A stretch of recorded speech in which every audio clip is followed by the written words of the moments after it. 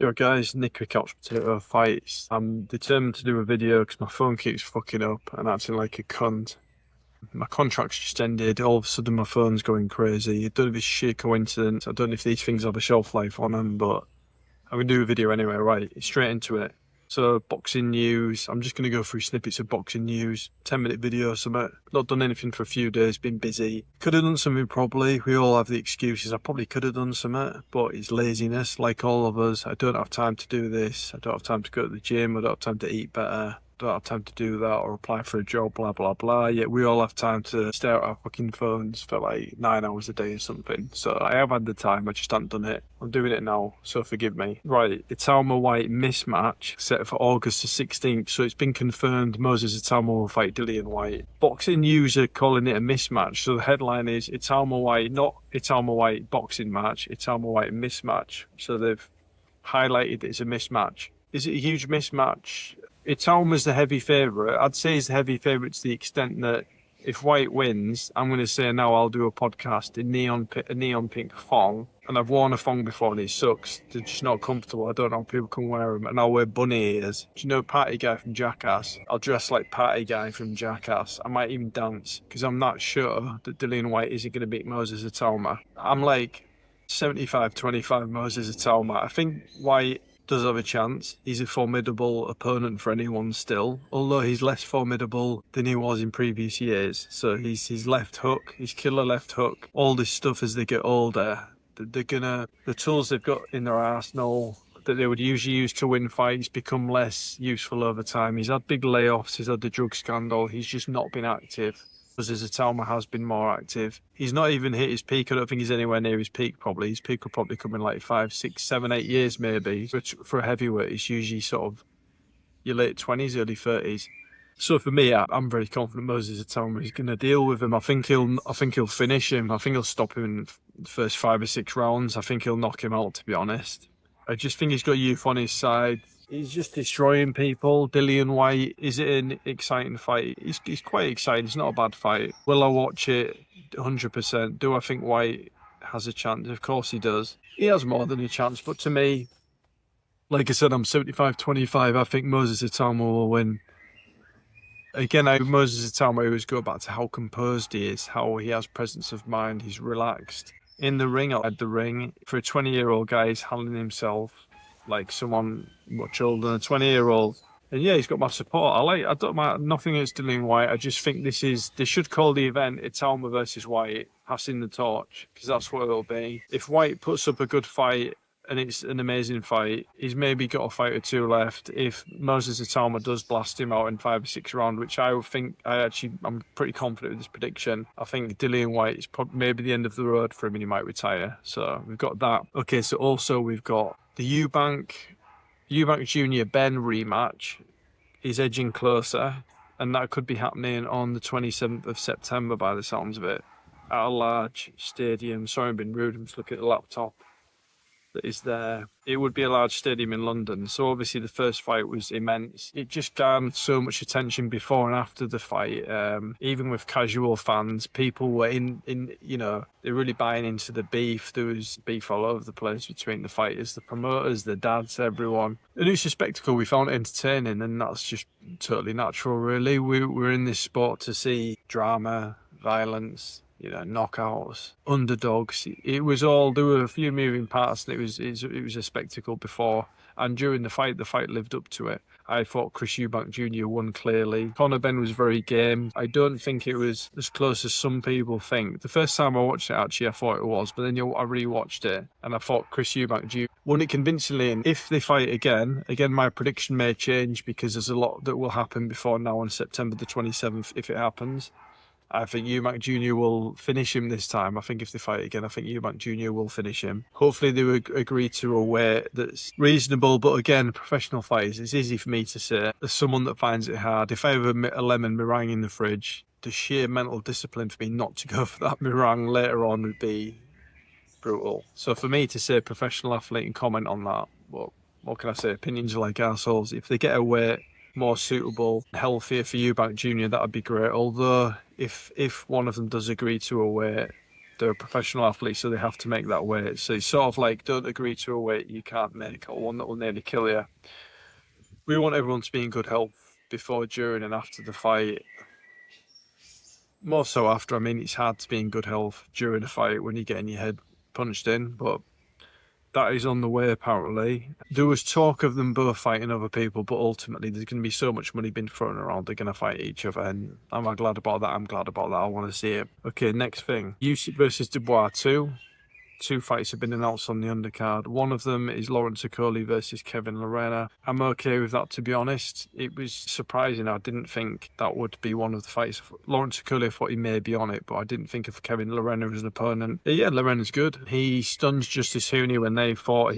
I'm pretty sure he's knocked down Daniel Dubois a few times, so he's game. Lawrence Okolie, he's quite new to the heavyweight division. Huge guy, huge frame. I think he'll win this fight personally, and a lot can happen between now and the fight. We'll watch training camp footage, see how the weight's going, all that. But if you're asking me now, I think Okolie will stop Kevin Lerena. I think he'll make a bit of a statement in this one, so I'm okay with that fight. I'm also okay with Daniel Lapin versus Liam Edmondson. So they're both unbeaten. They've both got like a similar knockout ratio. So if you look at the records and on paper, it should be a pretty cool fight, yeah. And Daniel Lapin, I've seen him fight before. I think it was around Christmas time. Crazy thing about Daniel Lapin, I think he's part of Usyk's sort of crew that hang around with Usyk. He might actually be Sergei Lapin's brother. I think Sergei Lapin is Usyk's trainer. I've seen him fight before. The thing that really took me with Daniel Lapin was he's 6'6", and bearing in mind his weight class is something like around 175, 180 pounds or something. That might be heavier. What I've just said, it might be heavier than what he actually is, his weight class. He's light heavy, but the thing that got me when I saw him fighting was just physique-wise, 6'6", being that light. Light heavy in UFC is 205 pounds, and they're coming on fight night probably 215, 220. So he will be heavier come fight night, but still being 6'6", having that frame in that division is pretty crazy. And I remember using his frame and his range and everything really well. So Edmondson, Daniel Lapin, 11-0, 4 knockouts, 36% knockout rate.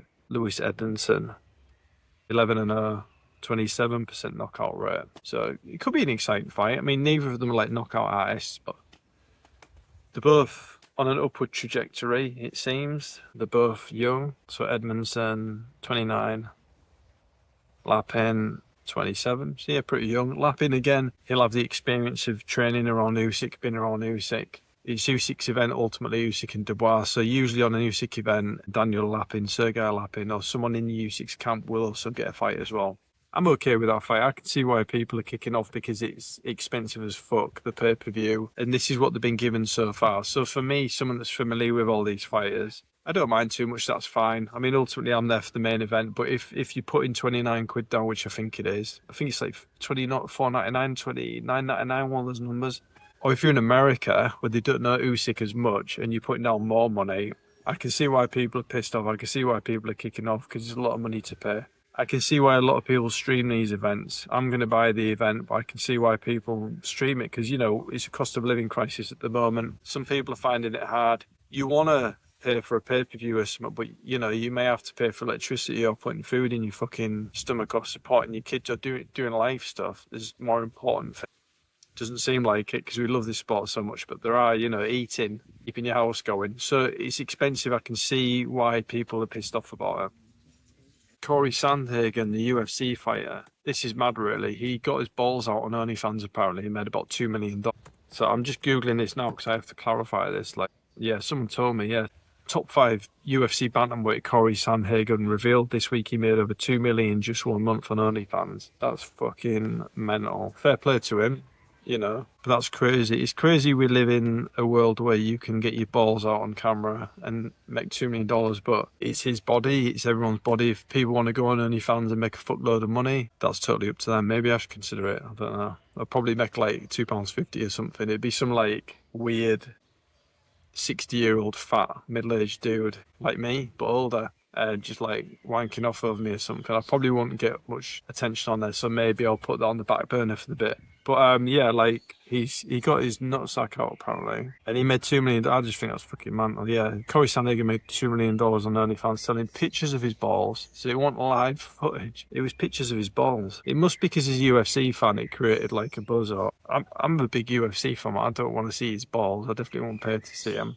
But again, if you want to get your balls out and earn loads of money, you could just do it once, couldn't you? He's probably earned $2 million and he's probably like, I'll fight for a few more years. If anything, Dana White might have problems because more people may be retiring because they're like, I can have a fight, get my face smashed in, I shave my nuts, get my fucking coconuts out on OnlyFans, make a fuckload of money. So I could see, you know, each to their own, each to everyone's body. I'm not like a really sort of the moralistic guy who's always going on. You know, we're all adults, we're intelligent adults, know what we're doing. If someone wants to get the balls out and make loads of money for it, great. If someone wouldn't do that for morals and they want to go and work in a factory their whole life, great. If someone doesn't want to work, I don't really give a fuck, to be honest. If you're an adult, make your own decisions. As long as it's not infringing on me, no one's been harmed, no women and children or anyone else has been harmed, don't really give a fuck. Shake your balls as much as you want. If you can make money doing it, get your fucking coconuts out, that's what I say. Though I'm definitely not going to do it. But I'll sign up. How much money would you take to get your balls out on camera? I was thinking this earlier at work, actually. I didn't mention it to anyone at work because obviously it's the type of thing that 1 minute you're talking about your job, then your balls, how much you want to get your balls out on camera, then you're in a disciplinary, and then you're down the job centre. If people still go to the job centre these days, I'm lucky enough where I've not been unemployed, touch wood, for years. So yeah, I didn't talk about it at work, but I was thinking, I wonder how much it like takes a lot of people to get their balls out. But that's the mind I have, you know, so philosophical, such poignant things that I think about. Yeah, that's it basically. I just wanted to touch on a few things. Usyk Jr., Conor Ben rematch. I'm all up for that. Exciting. Usyk Dubois undercard announced. I'm okay with that. You know, they're all right fights. See what else. I want to see another 2 or 3 really reasonable fights, but I think those are the big ones that have been added. Cory Sandhagen getting his balls out. I've probably used the word balls many times in the past few minutes. I just think that's mad. Fair play. And what else was I going on about? This is a time versus Dillian White. If Dillian White, I don't think he's going to win. Like I said, I don't mind the guy. And sometimes I'm probably too nice on this, but I don't think he's going to win. They should call the event Itama versus White, passing of the torch. And it'd probably piss White off, but I don't know. When Itama flattens him, which he probably will within 5 or 6 rounds, you might be like, yeah, it was a fair shot. Anyway, hope you enjoy the weekend. It's Friday. I think we're going to chill for a bit now. I'm quite burnt. I've been out in the sun quite a lot today, which is good, but I'm going to chill, eat some good food. If you want a good film to watch Sinners. It's pretty good. Vampire movie with Michael B. Jordan. Also check out Friendship, which has got Tim Robinson in from I Think You Should Leave from Netflix. So if you're a movie person as well, which I am. Sinners, if you want sort of a horror thriller, very cool. Friendship, if you want like a cringeworthy sort of comedy, if you're into that type of thing. Otherwise, Nick with CPF Boxing. Thanks for watching. Have a good weekend. Have fun. If you want to get your balls out. If you don't get your balls out. It's your choice. Anyway, peace. Have a good evening.